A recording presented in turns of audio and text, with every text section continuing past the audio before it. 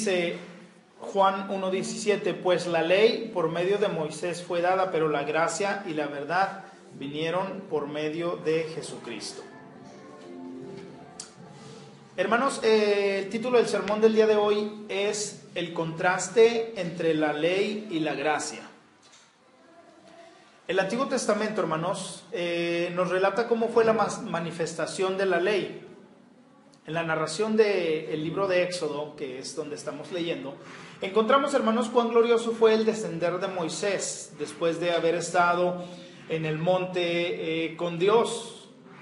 Fue tan glorioso, hermanos, este acontecimiento entre Dios y Moisés, a tal grado de que Moisés, cuando baja del monte, tiene que cubrir su rostro, porque dice la Escritura que su piel le resplandecía en gran manera. Tenía un gran resplandor, un destello que era una solamente pizca de lo que es la gloria de Dios, solamente algo muy ligero de la gloria de Dios.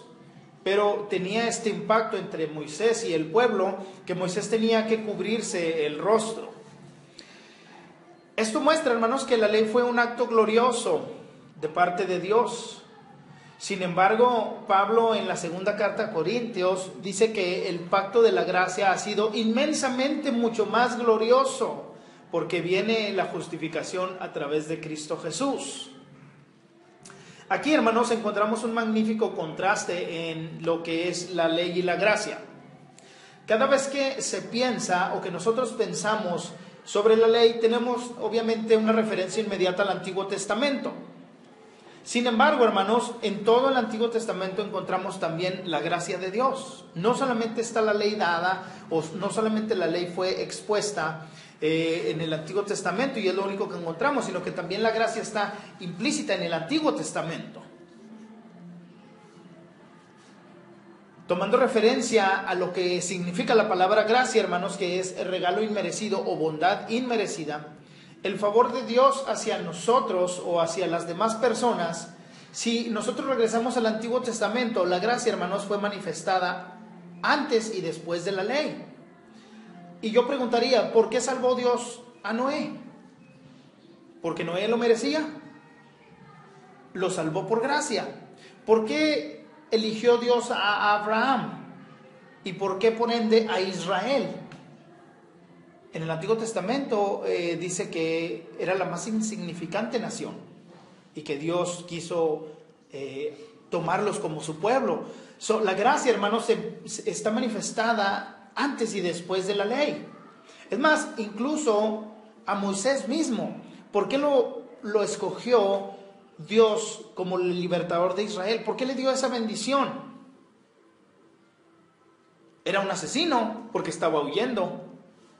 Entonces, ¿acaso no fue solo por pura gracia?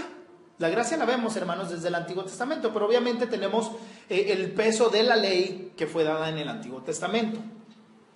Nadie merecía el favor de Dios.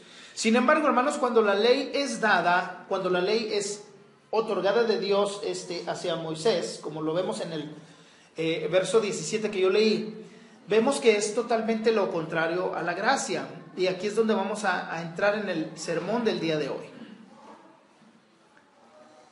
Como primer punto, hermanos, vamos a ver las características de la ley. Primeramente, hermanos, tenemos que la ley es santa.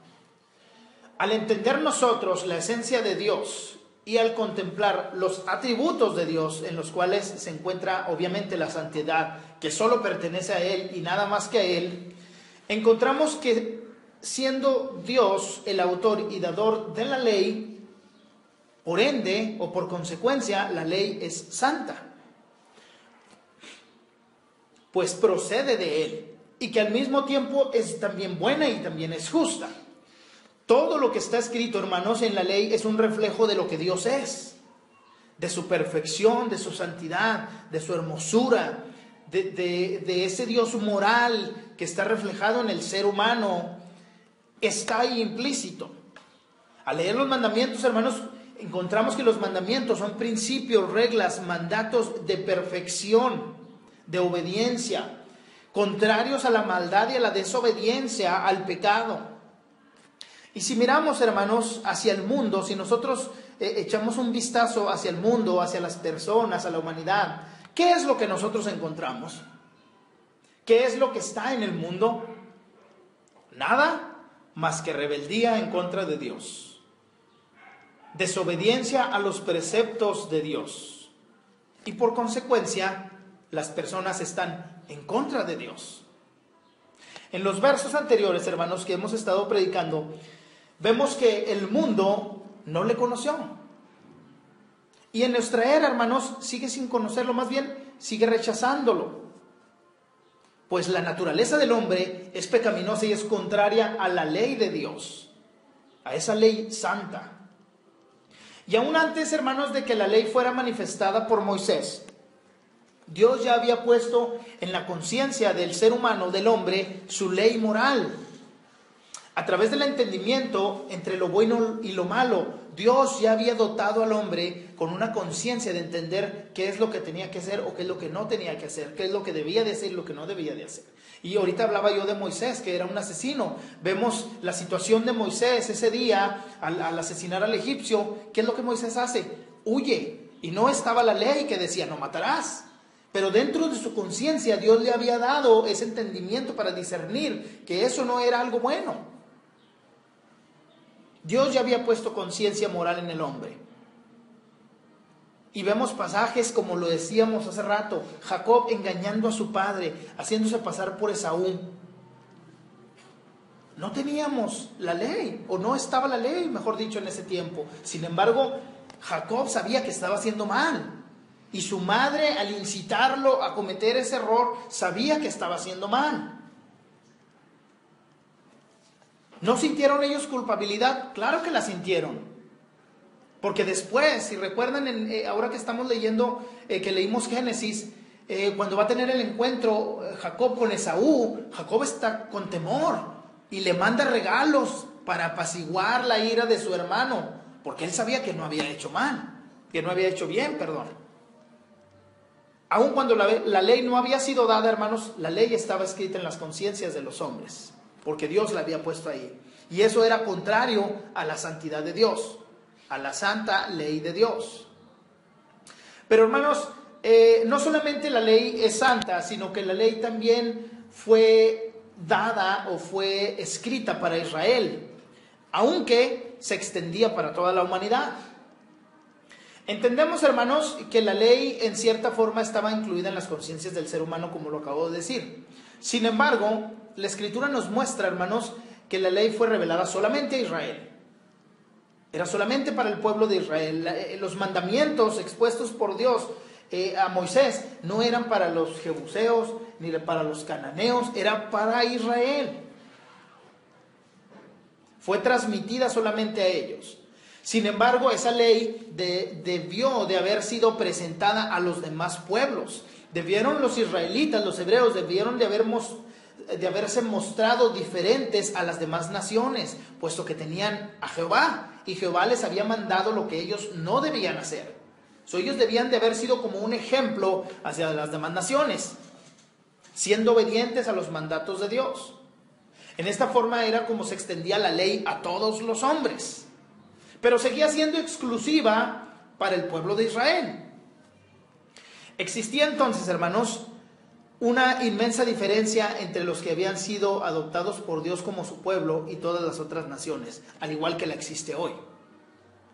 Solamente los israelitas eran el pueblo de Dios y nada más. La ley, hermanos, representaba la ira de Dios en contra del pecado, en contra de la maldad, en contra de la desobediencia. Había o estaba implícita la ira de Dios en la ley. Solo Israel podía, o solamente en Israel se podía apaciguar esa ira de Dios por la desobediencia con los sacrificios, que era parte de la ley. Solo ellos tenían la bendición, hermanos, de presentar esos animales que pagaban con sus vidas inocentes por el pecado que ellos habían cometido. Si nosotros ponemos atención, hermanos, la elección de Dios está aún manifestada en la ley, porque la ley fue para Israel, no para los demás. Nadie podía ser partícipe del primer primer pacto, sino solamente el pueblo de Israel. Solo para ellos fue dada esa ley. De modo, hermanos, que aún en la ley había gracia de parte de Dios. Porque las demás personas de las otras naciones también pecaban, pero ellos, ¿cuál era la forma de ellos excusarse o redimirse delante de Dios? Si los sacrificios eran solamente para Israel. Vemos la gracia desde el Antiguo Testamento, dentro de la ley misma, que le permitía solamente al pueblo de Israel tener los sacrificios. Nadie podía ser partícipe del primer pacto sino solo ellos. Pero como ya había mencionado antes, hermanos, las cosas del Antiguo Testamento solo eran una sombra de lo que había de venir en el Nuevo Pacto. Si recuerdan, en la semana pasada estuvimos hablando del tabernáculo de reunión. A diferencia de Cristo, como era la sombra del Antiguo Testamento, el tabernáculo de reunión, y en el Nuevo Testamento era la realidad espiritual que Dios tenía para nosotros. La ley, hermanos, solo era también una sombra de lo que había de venir en el Nuevo Pacto, que era esa gracia de perdón en los sacrificios. Era solo por un tiempo en el Antiguo Testamento. ¿Por qué era solo por un tiempo, hermanos? Porque cada año se tenía que estar haciendo este sacrificio. El pueblo de Israel tenía que volver a hacer sacrificios para poder tener el perdón de esos pecados, pues la ley así lo dictaba. Y ellos seguían siendo culpables de desobediencia y seguían siendo culpables de desobediencia porque tenían que seguir continuando con esos sacrificios. Hermanos, la ley no solo es santa y no solamente fue a ciertas personas que fue Israel, sino que la ley también condena. El cometer pecados, hermanos, el actuar en desobediencia, en transgresiones hacia Dios, no quiere decir que el hombre no sea desobediente a Dios cuando es expiado su pecado. No quiere decir que porque el hombre fue justificado, por decirlo así, por medio de ese animal inocente, no fuera culpable y responsable de lo que había sido. Cuando Moisés muestra los mandamientos, hermanos, el pecado que ya era existente se vuelve una condenación. Antes de existir la ley, las personas pecaban. Y ya lo vimos en el ejemplo de Jacob y en el ejemplo de Moisés. Pero como lo dije ahorita, también con la ley. No porque no existía la ley, ellos no eran culpables de lo que habían hecho. Eran culpables de lo que habían hecho porque habían pecado en contra de Dios. Sin embargo, hermanos, cuando Moisés muestra esos mandamientos de Dios, el pecado ya era existente y se vuelve una condenación. Ahí es cuando realmente, o en una forma entendible, se despierta el conocimiento de las personas a la desobediencia directa hacia Dios. Es cuando cae el velo de las conciencias de los hombres, hermanos, teniendo así las prohibiciones directamente escritas por Dios, porque habían estado en su conciencia. El no matar personas, pero cuando Dios se los escribe así literalmente, ellos ya no tenían excusa. Y aún antes de ello no tenían excusa. Esas prohibiciones fueron directamente escritas por Dios sin pretextos para ellos. Y volviendo al hombre, hermanos, de nuestra época, y no solamente de este tiempo, hermanos, sino de todos los tiempos de la historia, la gente cree que ama y obedece a Dios solo porque son parte de una religión que busca a Dios. Pero con los hechos rechazan a Dios y resisten a la ley de Dios. Mientras sus espíritus están muertos en el pecado, en la desobediencia, mientras están viviendo esa condición, son condenados por esa ley. Es entonces por eso, hermanos, que la ley condena. Porque muestra y hace visible todas las obras del hombre que son contrarias a la ley de Dios, a lo que Dios dicta y manda. Los hace culpables sin excusa, como dice Pablo a la iglesia de Roma. La ley revela la conciencia del hombre. La ley revela la desobediencia del ser humano, y esto muestra también a la vez la justicia de Dios, que al ser santo en todo su ser, condena y enjuicia por su rebeldía a través de la ley. Imaginemos, hermanos, por un momento ese día de la expiación, cuando se realizaban todos esos sacrificios para el perdón de pecados en el Antiguo Testamento. Seguramente todo el pueblo estaba ahí, pues todos eran pecadores. Todos estaban siendo condenados por la ley. Quizás había personas que no iban, pero igual y eran personas que les valía.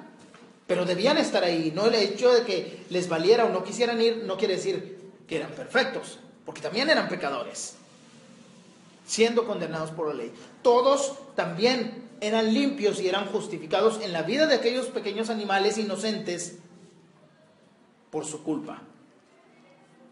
¿Creen ustedes, hermanos, que había en Israel alguien que no necesitara estar ahí o ser expiado de sus culpas?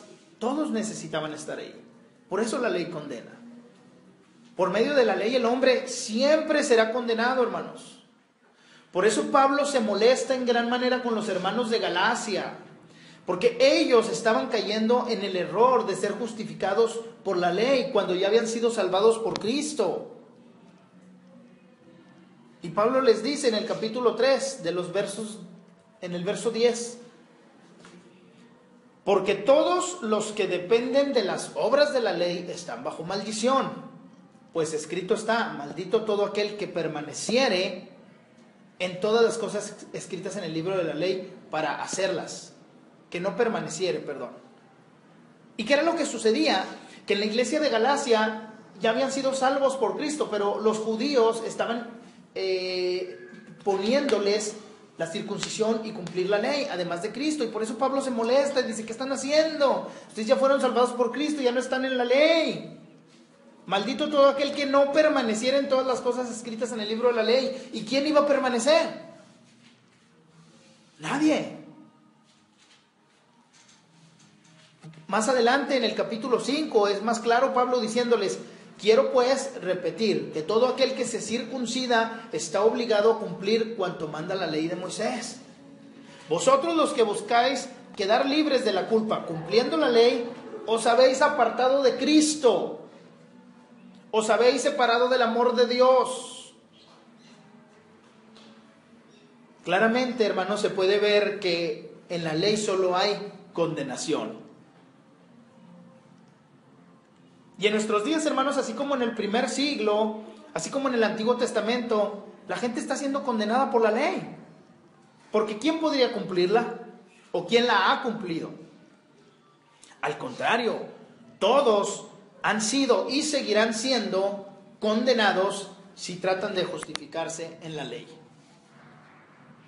Y en el verso que es el sermón del día de hoy, dice, pues la ley fue dada por Moisés, pero la gracia y la verdad vienen a través de Cristo. Hermanos, al ver todo esto sobre la santidad de Dios, la condenación de la ley, el hombre necesitó y sigue necesitando un medio diferente a sus esfuerzos o intentos por alcanzar la vida eterna, porque ya vimos que nadie va a cumplir con la ley y nadie puede ser justificado con la ley, sino que va a ser condenado por la ley. Y esto, hermanos, es lo que encontramos en la segunda parte del verso. Pero la gracia y la verdad vinieron por medio de Jesucristo. En el segundo punto, hermanos, tengo la gracia y la verdad en Cristo. El hombre está perdido y solo puede ser salvo por la gracia. Así como hemos visto, hermanos, en las características de la ley, que es santa, en contraste encontramos que el hombre es pecador y merecedor de condenación eterna. La desobediencia de Adán, hermanos, desde la creación deja al hombre en un estado caído de depravación total. La caída de Adán deja a todo ser humano en un estado de culpabilidad, en un estado de pecado. Todo ser humano que nace en pecado, con pecado, depravado totalmente. Muerto espiritualmente, podríamos decirlo más claro. El hombre no merece nada más que la condenación. Y Pablo dice, hermanos, que antes de que la ley fuera dada, ya estaba el pecado en el hombre, lo que nosotros decíamos ahorita. Pero al revelarse esa santidad de Dios a través de los mandamientos en la ley, se agrava ese pecado, hermanos, porque queda al descubierto del hombre. Y no hay de qué forma pueda cumplir las demandas de Dios. Porque ese estado de depravación total, ese estado de muerte espiritual, le impide que cumpla con los mandatos de Dios. Por eso nadie puede cumplir la ley. Por eso aún nosotros, siendo ya regenerados nuestros espíritus y teniendo vida espiritual, tampoco somos capaces de cumplir la ley, porque tenemos este cuerpo de carne que se rebela en contra de Dios y se rebela en contra de la ley de Dios.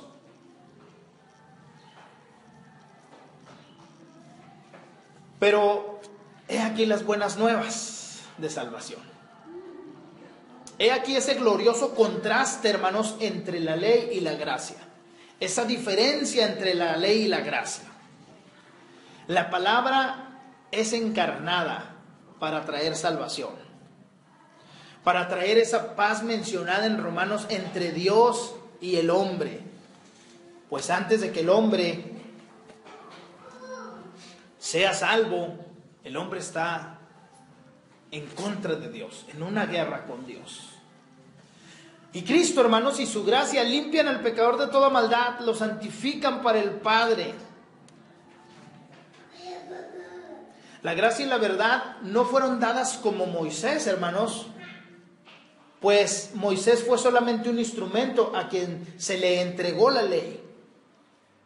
Fue solo un hombre elegido por Dios para llevar esas ordenanzas al pueblo de Israel. Un mortal a quien se le confiaron las reglas de obediencia. Y que nunca, ni siquiera él pudo cumplirlas. Siendo él el portador de la ley, no la pudo cumplir. Pues también fue pecador. En contraste, encontramos ahí la gracia y la verdad de nuestro Salvador. Se presenta Jesucristo como nuestro Salvador, quien fue no un instrumento, hermanos, sino quien traía la verdad y la gracia. Era Dios mismo, era quien dictó esos mandamientos de la ley, era el autor de esos estatutos y quien perfectamente cumplió la ley, a diferencia de Moisés. Hay una gran diferencia, un mundo de diferencia en este versículo, hermanos, 17, entre Moisés y Cristo. Pues Cristo es santo igual que la ley que era santa. A través de su vida en la tierra y su ministerio mostró que la ley era buena y que era justa y que era santa. Hermanos, y como la ley demanda un sacrificio con un animal inocente para los hebreos, y de esa forma poder ser libres de la ira de Dios, esto era lo que el hombre necesitaba y necesita en nuestros días. A Cristo el Salvador, al Cordero inocente que dio su vida por nosotros. La gracia de Cristo, hermanos, es inconcebible. La gracia de Cristo, hermanos, es algo que no podemos entender, que nuestra capacidad de seres humanos no alcanza. Tanta maldad, hermanos, que hay en nosotros y no podemos entender la gracia de Dios. La gracia de Dios es algo impensable.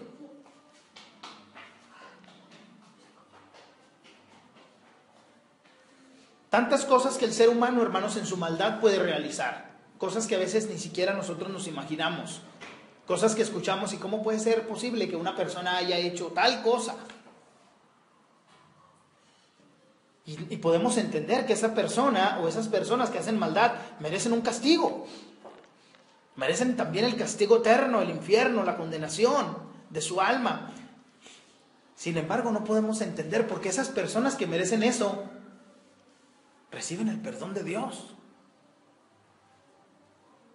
Personas que quizás nosotros hemos escuchado que estuvieron en la brujería, en la hechicería, en el satanismo, y luego después vemos nosotros que esas personas son salvadas por Dios y decimos, ¿por qué?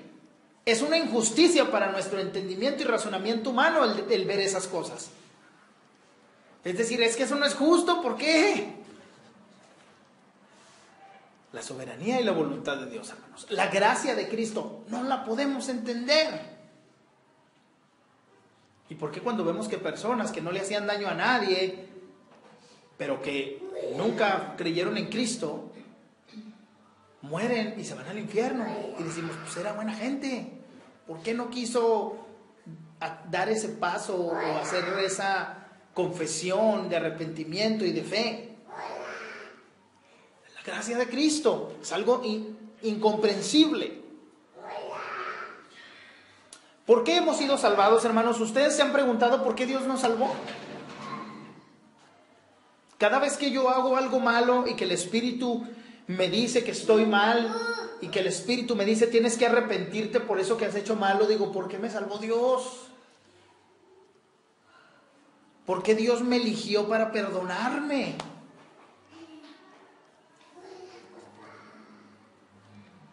Como decíamos la semana pasada, hermanos, son cosas que no debemos entender y que no vamos a entender, porque no lo podemos. Y lo único que nos queda es ser obedientes, ser agradecidos, porque la ley nos condena, pero Cristo nos perdona. Porque la ley hace visible nuestra maldad y nuestra desobediencia, pero la expiación de Cristo cubre esa desobediencia y nos hace aceptos al Padre. En el capítulo de Romanos 8, Pablo dice, ¿quién acusará a los escogidos de Dios? Dios es el que justifica. ¿Quién es el que condenará? Cristo es el que murió, más aún el que resucitó y el que además está a la diestra de Dios y el que intercede por nosotros. La gracia de Cristo. ¿Quién nos separará del amor de Cristo? Tribulación, angustia, persecución, hambre, desnudez, peligro o espada. Nada podrá separarnos del amor de Dios que es en Cristo Jesús por su gracia. Gloria a Dios, hermanos, por eso. Creo que el entender que hemos sido salvados por Cristo, por su gracia, por el amor de Dios, que hemos sido elegidos por Dios antes de la fundación del mundo, que hemos sido perdonados por todas nuestras iniquidades y transgresiones delante de Dios, debe ser la noticia más maravillosa que puede haber en nuestro entendimiento. Así como la ley fue dada, hermanos, solamente para Israel, así también, y que fue personas en particular, un grupo, así también la gracia, hermanos, que trajo Cristo o que viene con Cristo es solamente para algunos en particular. En los versos anteriores, hermanos, el evangelista dice que a los que creen en su nombre les dio potestad de ser hechos hijos de Dios. Ya entendimos qué es ese creer en el nombre de Jesús y qué es esa potestad de ser hechos hijos de Dios. Hermanos, esa gracia se limita en la adopción de Dios solamente a ciertas personas, al igual que la ley fue dada solo para Israel.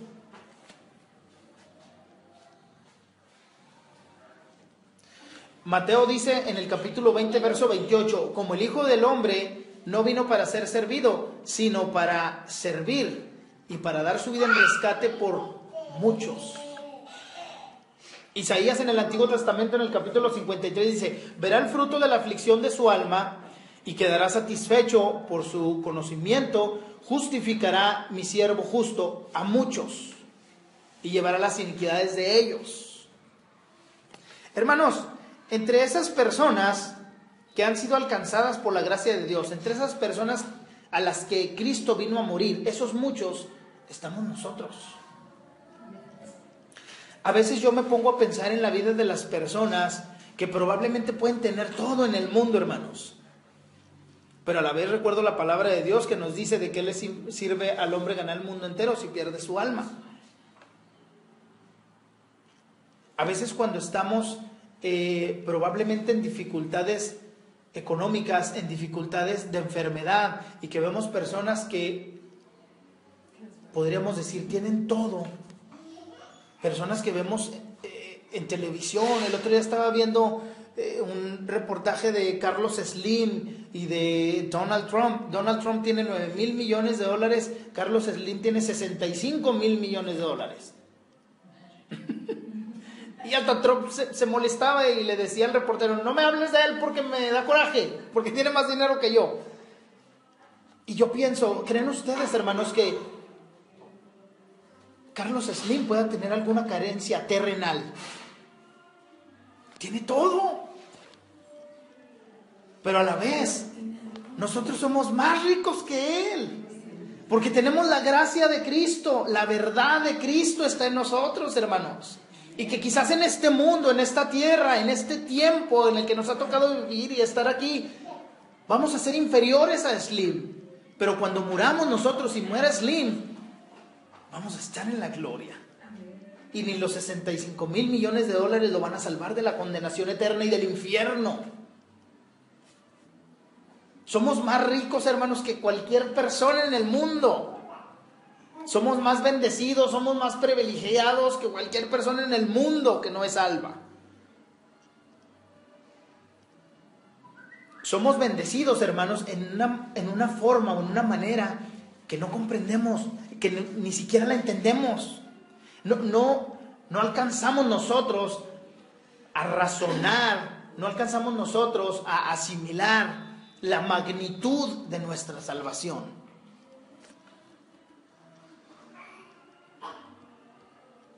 ¿Qué es lo que la gracia le trae al hombre, hermanos? La gracia, en primer lugar, le trae vida.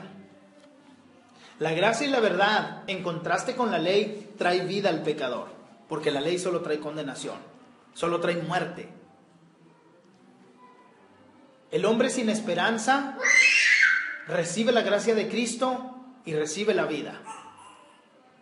En la gracia está manifestada la vida. El hombre muerto en delitos y pecados necesita esa gracia porque necesita esa vida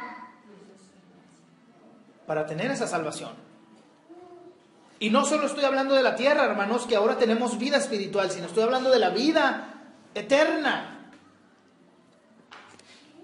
En segundo lugar, la gracia, hermanos, nos trae paz. La gracia y la verdad traen paz al ser humano.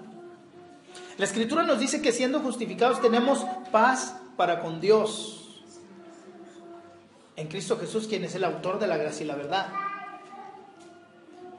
Antes de ser salvados, hermanos, estábamos en ese lugar de rebeldía, en esa vida contraria a Dios, sin siquiera darse cuenta las personas que viven odiando a Dios porque lo rechazan, porque rechazan sus mandatos y su santa ley. Aun cuando no lo podían cumplir, hermanos, ni siquiera la toman en cuenta.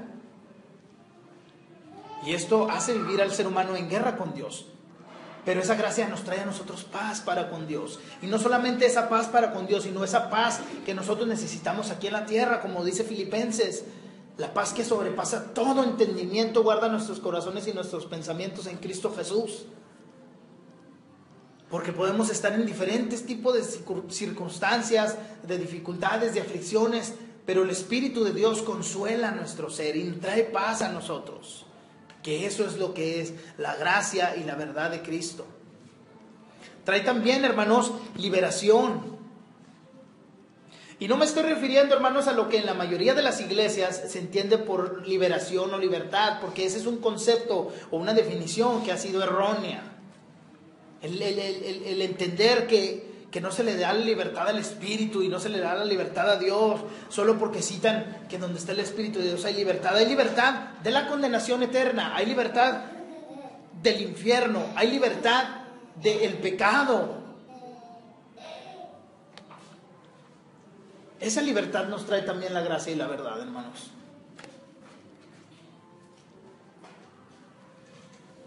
Concluyo con una ilustración que encierra lo que he hablado el día de hoy. Dice, estábamos casados con el señor Ley. El señor Ley era un buen hombre, pero nunca entendió nuestra debilidad. Llegaba a la casa todas las tardes y nos preguntaba, ¿cómo estuvo el día? ¿Qué hicieron hoy? ¿Lo que les mandé? ¿Hicieron que los niños se comportaran bien? ¿Desperdiciaron el tiempo? ¿Completaron todo lo que puse en la lista de tareas pendientes? Tantas demandas y expectativas, hermanos, del señor Ley. Qué difícil fue y cómo lo intentamos, pero no podríamos ser perfectos. Nunca pudimos satisfacer al señor Ley. Olvidamos cosas que eran importantes para él. Hemos fallado al señor Ley en muchas maneras. Fue un matrimonio, hermanos, miserable porque el señor Ley siempre señalaba nuestras faltas. Y lo peor de todo es que tenía razón. No lo hicimos porque no pudimos. Entonces el señor Ley murió y nos volvimos a casar con el señor Gracia, nuestro nuevo esposo, Cristo Jesús. Llega a la casa todas las tardes y la casa está hecha un desastre y los niños siguen haciendo sus travesuras y la cena se está quemando en la estufa, al igual que era con el matrimonio del señor Ley. Y aún así, el Señor Gracia, Cristo Jesús, nos toma en sus brazos y dice, te amo, te elegí, morí por ti, nunca te dejaré ni te abandonaré. Y nuestros corazones se derriten. No entendemos ese amor. Esperamos que Él nos desprecie y nos rechace y nos humille por lo que somos, pero nos trata bien.